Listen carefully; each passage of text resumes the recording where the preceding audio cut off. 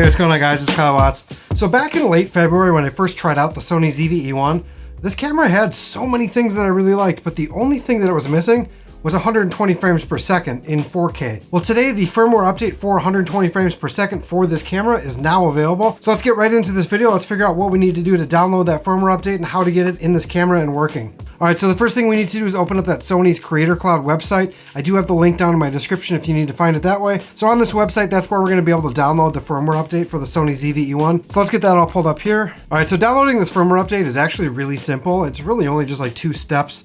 The first thing you need to do is actually locate the serial number of your camera. That's gonna usually be at the very bottom of the camera. It's also gonna be on the side of the box as well. So looking at the website here, the first thing it wants you to do is enter your serial number. So we're gonna do that real quick here. All right, so now that you entered your serial number in, the second step is just to hit the download license file button. So let's do that real quick here.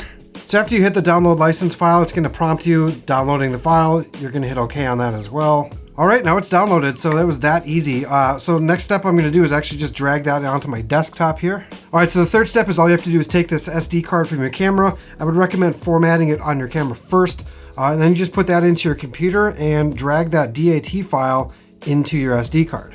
So now that you have that saved onto your SD card, all you have to do is eject the card and let's put it back in the camera. So all you have to really do is just put the card into the camera and the camera should just automatically go into the next mode. It says load license file and media. So we're gonna hit okay on that. And just like that, now it says the license has been completely successfully installed and the camera will reboot by itself.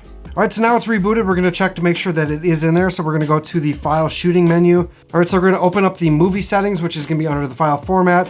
And once we open movie settings, you should be able to see the frame rate now is showing 120 frames per second.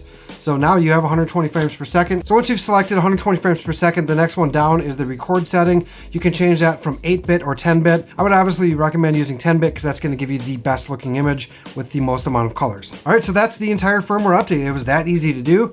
Now you have 120 frames per second in regular shooting modes, as well as in S and Q. The only thing that I did notice that in the 120 frames per second is it does disable any kind of punch-in zoom or the zoom rocker clear image zoom, which is kind of like something I did like in 60 frames per second, that you could like zoom in a little bit more on the object you're filming. And also the dynamic stabilization and active stabilization do not work in 120 frames per second. And that is the same on the A7S III and the FX3. Both of those do not have active stabilization as well in 120 frames per second. So if you are looking for something that's like even more stable, I would maybe recommend shooting in that 60 frames per second and putting on dynamic stabilization. Otherwise, that 120 frames per second does actually smooth out footage pretty well because it's just so slow. You don't really see a shake. Anyways, if you have any other questions on this firmware update, please leave me a comment down below. If this video has been any help, please hit that like button. Subscribe to this channel if you want to follow any other videos like this one. And as always, guys, we'll catch you on the next one. Later.